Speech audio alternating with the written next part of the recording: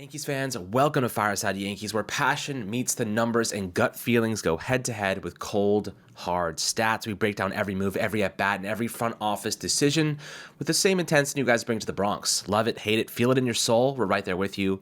If you're out with us, do us a favor, drop a 5-star review on Apple and Spotify. It helps us more diehard fans like you find the show. Now let's get into it. Really interesting stuff coming out about Jasson Dominguez today. The Athletic, Brendan Cuddy reporting that the Yankees have Jasson Dominguez going through a 2-week, really the past 2 weeks, crash course in left field. Now, that's kind of interesting because we know that his defense in left field last season over 13 games, 105 innings was very, very suspect. He had an error. I think it was like a .957 fielding percentage. He was bad, to say the least. And I think it really stems from lack of experience. He's been playing in center field the majority of his minor league career. He doesn't know the dimensions well in left field in Yankee Stadium. And of course, coming back from Tommy John surgery, an oblique injury, they just threw him into the mix at the end of the season. It didn't really give much optimism and upside for him to really catch to the position, really gain some momentum there. So I think the past 2 weeks, they've been working on a slew of different things. And ultimately, with Luis Rojas, the outfield coordinator, they've had him doing all sorts of stuff, wall drills, throwing to bases, high fly balls, slices, shoestring catches with top spin, sliding catches, diving catches, pretty much everything you could ask for a left fielder. Now, we know Alex Verdugo was pretty solid defensively. He was a good defensive left fielder last year in a pretty tough position in the Bronx.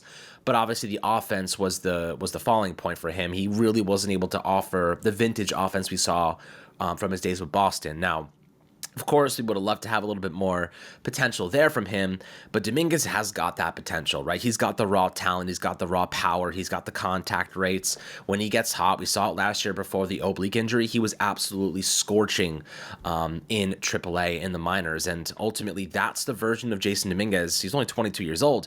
That the Yankees are expecting to see, right? When he gets hot, he doesn't usually go on lengthy cold streaks. When he figures it out, when he's feeling confident, he becomes a really dangerous threat offensively. And I think that this is a player that has, we've heard it for years now. The Martian, he's had comparisons to Lou Gehrig, for God's sakes. We're talking about some of the most crazy comparisons and pro comps that we've heard of. And now we're finally going to be able to see this kid at the major league level.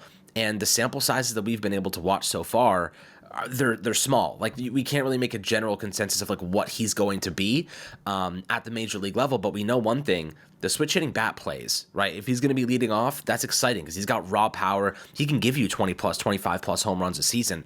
If you have a leadoff hitter, I know Gleyber Torres last year, second half of the year, was on fire, but he wasn't hitting like crazy amount of home runs. He was making good contact, punching the ball into the outfield, getting on base for Aaron Judge, getting on base for Juan Soto, definitely doing a lot of stuff there to give the Yankees chances to put runs on the board.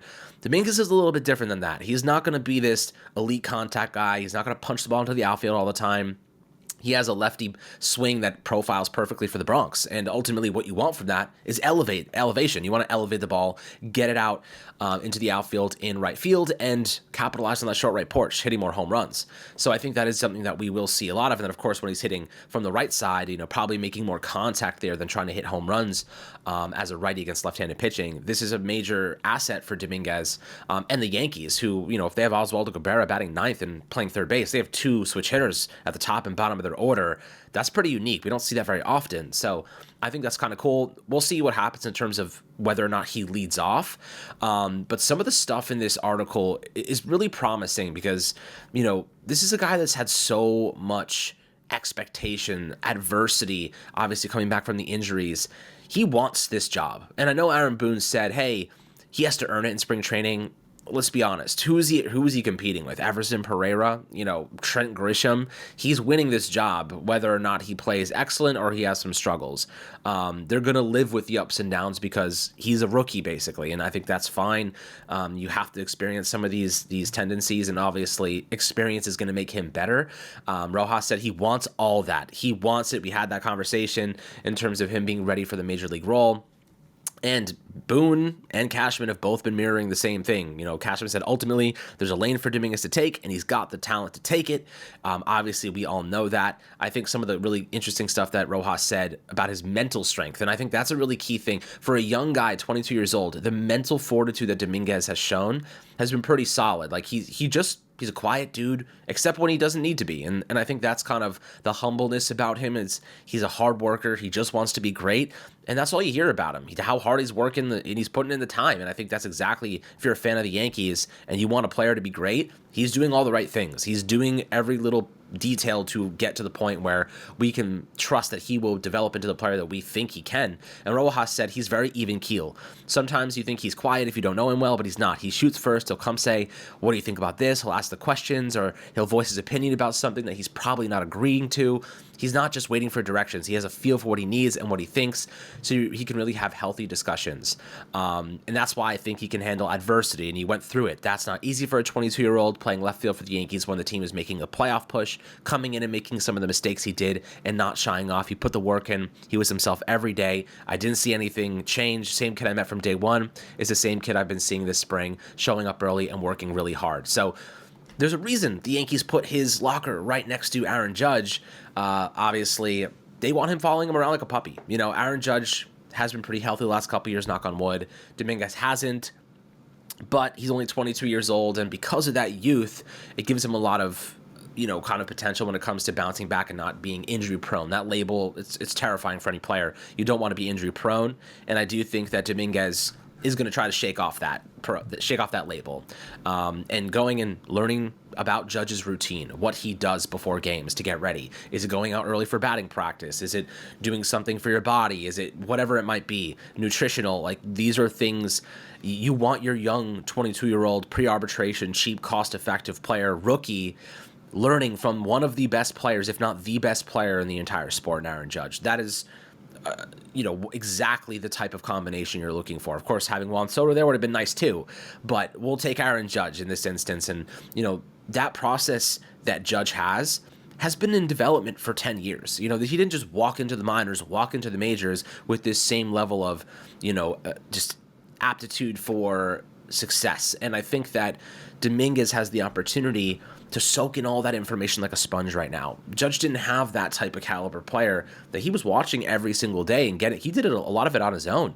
You saw his swing mechanics change over time. You saw his focus change over time. You saw the way he approached the game, the way he spoke, the way he held himself. All these things mature as he matured as a player and emotionally with age. So I think that for Dominguez, looking to expedite this process of development, watching a player like Judge is imperative to the equation. It's the most important thing for me, aside from just doing the work himself. And I think that being a switch hitter and being able to bat from the right side, he could learn a thing or two from Judge, obviously, in that instance. And I'm not saying that, Dominguez has the same level of power, because he doesn't, but he does have a lot of really great power. And this is a guy that could hit 25, 30 homers a season for you long term.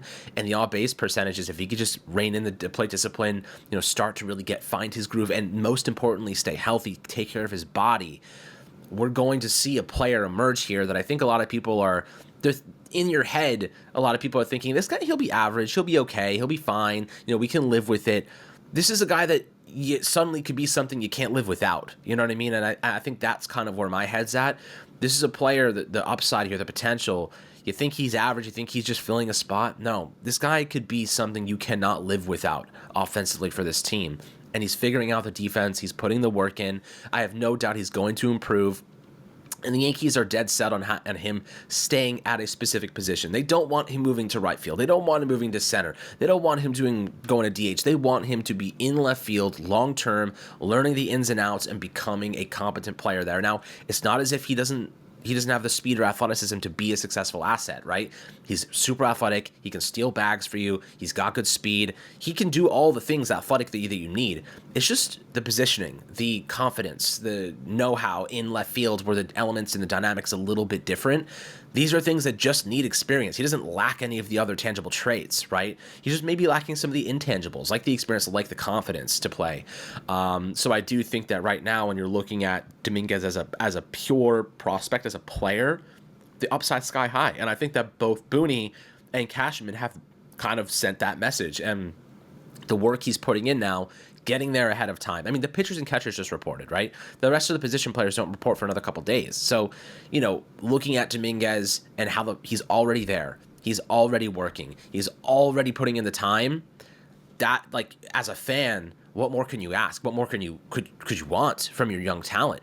There's young players like I doubt Oswald Peraza is down there working right now at third base. Maybe he is taking some reps every now and then, but most of these guys are not there yet, right? I mean, I'm not going to speak for Oswald. He could be there. I don't know. I was just using him as an example. But Dominguez is there, putting in the work with the coaching staff, going through simulations. Of course, these things, practice makes perfect at the end of the day, especially in baseball. Like the more reps, the more balls you see, the more pitches you see, it is going to make you better.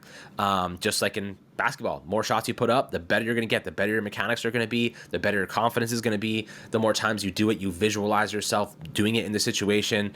Same thing with baseball. You see a ball going into the corner in left field. How do you play it off the wall? How do you go into the cutoff man? You going straight to third base, straight to second base. These are all things that play into live reaction timing. So I think that Dominguez is working on all these things and these elements to become a much better player long term. But looking at the situation at hand, I wrote this morning about how the Yankees kind of got screwed in a lot of ways this offseason. And the reason I say that is because you lose Juan Soto. We knew it was a possibility. I think it was just who they lost Juan Soto to that sucked the most, right? Losing him to the Mets, that hurt a lot. So that really sucked. But looking at the other option that we could have had at third base and Alex Bregman, of course, the Yankees don't want to spend that much more money. Losing him, we expected to lose him, but going to the Red Sox sucked a lot too. It kind of feels like a couple gut punches this offseason. Now, Cody Bellinger, getting him was a nice piece. He's versatile, good bat. I mean, we know he was a bit down last year, and I think that a lot of people are underrating Cody Bellinger too. If he stays healthy, this is a guy that, he had a 109 WRC plus last year, so that means he was 9% better than the average piece. He had 18 homers, and Yankee Stadium would have had 24. So you can see that difference. If you add 6 home runs to his total, we're looking at a guy that maybe has a 115, 116 WRC plus, maybe better than that. So it's definitely interesting to see, how things translate. But I think this team is better on paper in terms of balance. Like, they have better starting pitching, they have a better bullpen, they have better positional flexibility, they have better defense. And Cashman came out yesterday and said, well, our defense was bad last season. We were just hanging on. We managed to get to the World Series, but it was bad. And I mean, that pinpoints a couple things. Well, Judge was playing out of position. He's one of the best right fielders in the game. Gleyber Torres was horrendous defensively. Rizzo was bad defensively when he was in there. Like, we just didn't have good defense at key spots, and we felt it a lot, in those close margin games, especially that 5th inning. Judge drops the ball in center field, and suddenly you lose a World Series. Like, that's what defense can do to you in peak moments. You got to make those plays. So Cashman's dead set on making sure we don't make similar mistakes in that instance, and I think that's partly why they're getting Dominguez this work early. They know Bellinger's a big upgrade defensively over Soto and Judge in center. He can play first base, and I talked about as well the infield being very thin. If Jazz, who played the most games of his career last season, if he suffers an injury, we're talking about DJ LeMahieu playing second base right now, guys, and we're talking about Cabrera starting. This infield is hanging on by a thread. They're one injury away from being in a bad spot. So that's why they do need to get that next player, and I think they will. They're just being patient and cautious with how they spend their resources. Fortunately, Anthony Volpe is super, healthy and obviously not very injury prone. And Goldschmidt too. He's played over 150 innings. If you don't look at the COVID season, I think since 2014, he hasn't played less than 150 games. Sorry, not innings, 150 games. So pretty good health there. The Yankees they felt, well, if we don't want to give draft picks for Christian Walker, who can we get that is going to play every day? And Paul Goldschmidt is going to play every single day. And so that's a benefit for them. That's a bonus. And I do think that there's a lot that went into deciding on who to acquire this offseason, but there's obviously a lot more work to do. Got to prove it on the field first. It feels like a stopgap kind of year where, like, you lost Juan Soto. You brought Cody Bellinger in, who could be a one-and-done player. You brought Paul Goldschmidt in, that could be a one-and-done player. Devin Williams is also on the final year of arbitration, so he could be a one-and-done player. This is like, all right, how can we be competitive next year and then turn things over? You're clearing a ton of money off the books. Make a run at Kyle Tucker, right? And then you have Jasson Dominguez, Aaron Judge, and Kyle Tucker as your outfield. You're sick. Like, your outfield's unbelievable. So if the Yankees can remain competitive and the American League is weak this year, you're looking at a team that could turn things around, sign a big contract next season, and then, maybe go acquire another infielder, and you're in a good spot. I mean, first base, maybe Ben Rice develops, maybe he doesn't.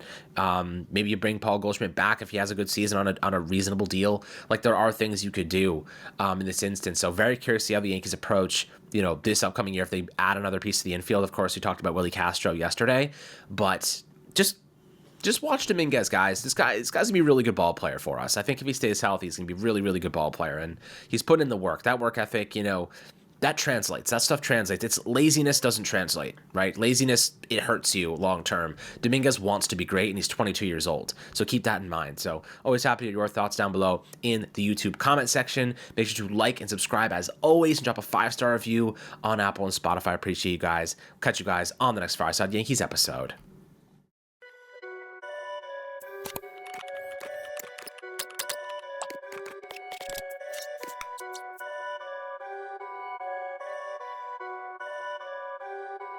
Perfect.